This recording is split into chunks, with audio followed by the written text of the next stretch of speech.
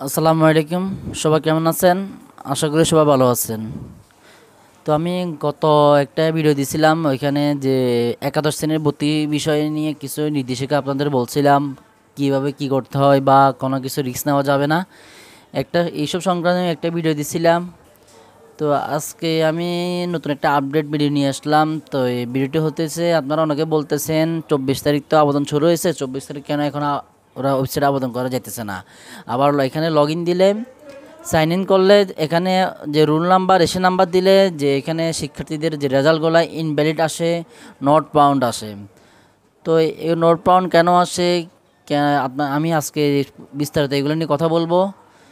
তো এখন আমাদের মেন হচ্ছে, আমাদের এখানে যে নীতিমালা নির্দেশিকা বোর্ড বিজ্ঞপ্তি এগুলো প্রকাশ হয়েছে কি না, আমাদের এগুলো আগে দেখতে হবে। তো এখানে আমাদের নীতিমালাটা হচ্ছে মেন।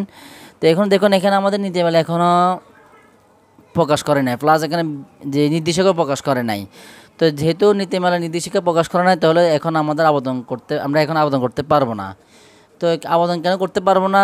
যেহেতু 24 তারিখে আবেদন শুরু হয়েছে, এখন কেন আবেদন করতে পারবো না? এখানে আমাদের কোনো কুমিল্লা বোর্ড বলেন, যত মনে করেন ঢাকা রাজশাহী যত বোর্ড আছে, ওদের কোনো হাত নাই, ওদের কোনো দোষ নাই। তো আমি আমাদের যে জোন কুমিল্লা বোর্ড, আমি কুমিল্লা বোর্ডের যে আমাদের হেল্পলাইন থেকে আমি কুমিল্লা বোর্ডের যে হেল্পলাইনের নাম্বারগুলো আছে ওইখানে কল দিছিলাম। কল দিয়ে বিস্তারিত আমি যে আবেদন সংক্রান্ত কিছু আপডেট আমি সংগ্রহ করছি। তো এখন আমি ওনাদের সাথে কথা বলি, যেটা বুঝতে পারলাম যে আমাদের যে রিসেন্টলি একটি দুর্ঘটনা ঘটছে, মর্মান্তিক যে মাইলস্টোন ট্র্যাজেডি। তো ওইটা নিয়ে, প্লাস আবার যে শিক্ষা উপদেষ্টার যে পদত্যাগ নিয়ে যে আন্দোলন, ভয়ানক আন্দোলন হয়েছে, প্লাস যে শিক্ষা সচিব পদত্যাগ করছে, তো ওই কারণে একটা শিক্ষা মন্ত্রণালয়ের উপরে একটা খুবই প্রেশার যাইতেছে। তো আমরা যে আবেদন করব, যে আবেদন সংক্রান্ত যে নির্দেশিকা নীতিমালা যে এগুলো সব যে আন্তঃশিক্ষা বোর্ড প্লাস এবং কি শিক্ষা মন্ত্রণালয় এগুলো নিয়ন্ত্রণ করে। প্লাস আমরা যে আবেদন, যে ওয়েবসাইটে যে আবেদন করব, যে ওয়েবসাইটটি বাংলাদেশ বুয়েট দ্বারা নিয়ন্ত্রিত। এখানে বুয়েটের শিক্ষার্থীরা যে এই ওয়েবসাইটটা সম্পূর্ণ পরিচালনা করে। তো এখানে আমাদের ঢাকা রাজশাহী কুমিল্লা বোর্ডের কারো হাত নাই। আমরা জাস্ট কুমিল্লা বোর্ড থেকে যে আমরা যে তথ্যটা সংগ্রহ করতে পারি।